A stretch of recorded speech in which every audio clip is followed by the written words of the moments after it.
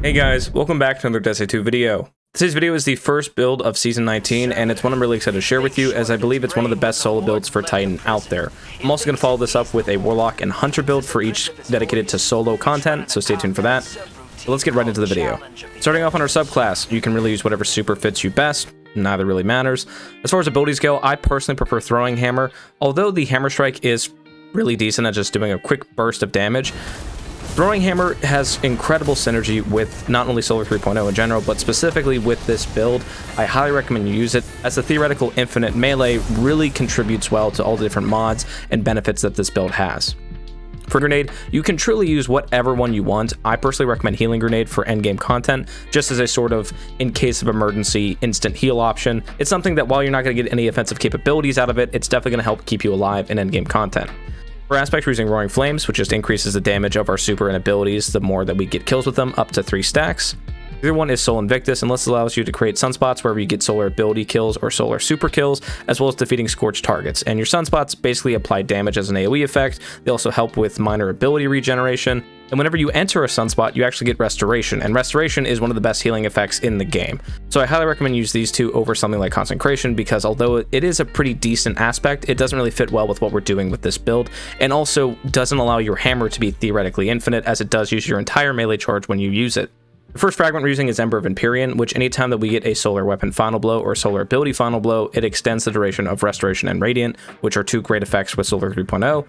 Next is Ember of Solace, which Radiant and Restoration effects have a base increased duration, meaning that again, these work hand in hand. Not only can we regen and extend the effects by getting those kills, but the base duration of those effects is initially longer. Next is Ember of Tempering, and it allows our solar weapon final blows to grant us and our allies increased recovery for a short duration.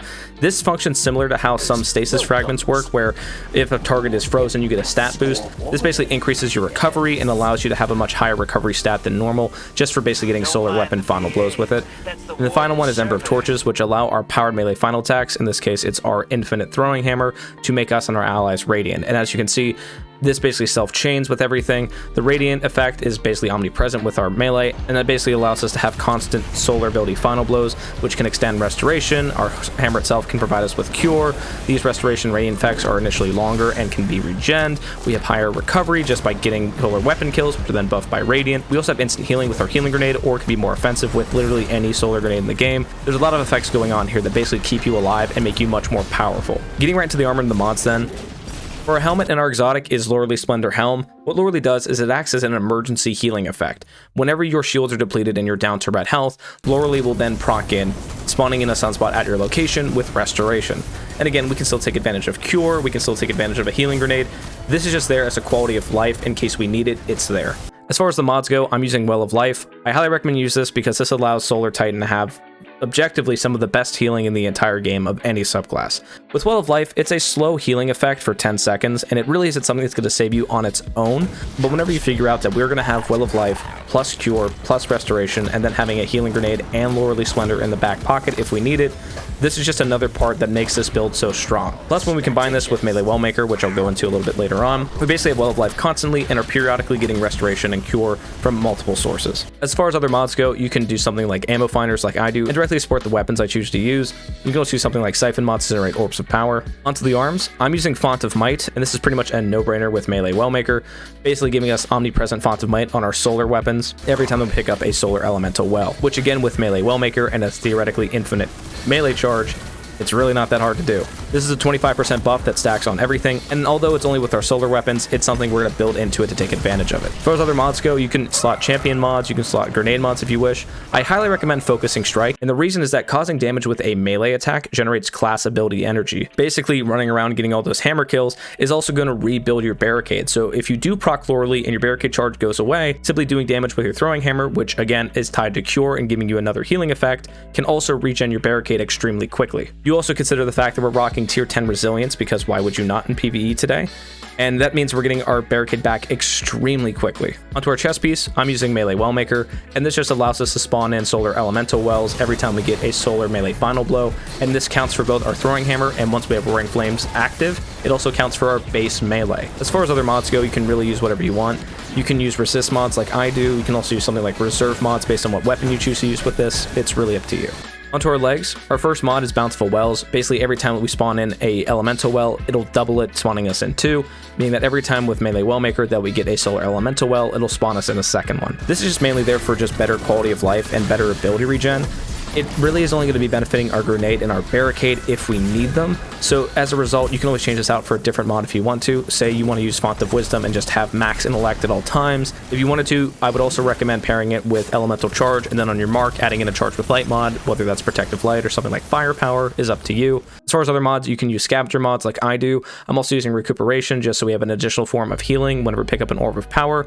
If you're keeping track, that's 6 ways that we can heal basically all the time with this build. Onto our mark, I'm going to be using 2 seasonal mods dedicated for solo play, and I'll go over briefly another mod you can swap out in case you're playing with a fire team. The first is Solo Operative.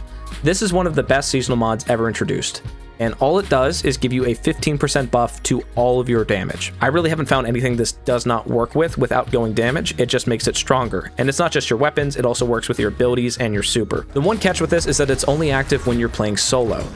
That means that you're the only person in your fire team. So even if you're playing solo, but let's say you load into a strike, since there are other people in your fire team, this does not proc. And another thing to note too is that if you're getting a checkpoint from someone, say for like the new dungeon, this does not proc if you load in with someone else even after they leave. So you would need to load back into the activity again solo for this to proc. The other one is Weaken Clear, and this is similar to Breach and Clear from many seasons ago. In short, Weaken Clear grants a 15% debuff to any combatant hit by your grenade launcher, and you can pair this with Anarchy, or I pair it with Witherhoard personally, and I'll go into why that is in a second. And then finally onto our weapons. The first I'm recommending is Witherhoard. This is a fantastic weapon even after its pretty severe nerf in the last patch. Witherhoard is great in general just for ad clear, as well as some pretty decent passive DPS, and when combined with Weaken Clear, this allows any target hit by it to have a 15% debuff placed on them. And again, we can take full advantage of that with our other weapons and other effects. Another weapon I want to point out is Cataclysmic. I have mine with Enhanced 4 times the Charm and Enhanced Bait and Switch. And this is my preferred way to go with any kind of solo playstyle, especially for something like the new dungeon or just Master Nightfall clears currently until we get GMs. Linear Fusion Rifles are in a really great spot in Destiny 2 Sandbox right now, and Cataclysmic with Bait and Switch is just fantastic on Solar Titan. Again, benefiting from Solo Operative, Radiant, Font of Might, and Bait and Switch, this thing does insane amounts of damage, and we consider we can stack on a 15% debuff with Witherhoard that passively does damage as well. It can make a lot of really long boss fights go by very, very quickly.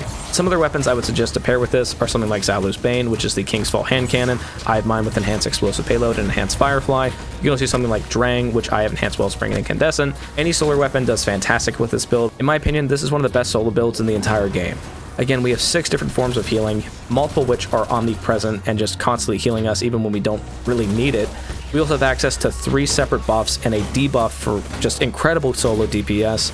It's a bit weird being this aggressive with the build, especially in endgame content, because normally you want to sit back and take your time, but this build has insane survivability and truly rewards you for being a little more aggressive. In areas where you do need to sit back and take care of an enemy, Cataclysmic works extremely well, and with Bait and Switch and all the other buffs and debuffs, hits insanely hard. All in all, this is my favorite solo playstyle for Titan, and I hope it's a build you guys enjoy too. Thank you so much for watching. Let me know down in the comments below any builds you want to see for the future. Like I said, the next 2 are going to be a solo Warlock and solo Hunter build, so stay tuned for that. Thank you guys so much for your continued support of these videos. I greatly appreciate it, and I'll catch you in the next one. Have a great day.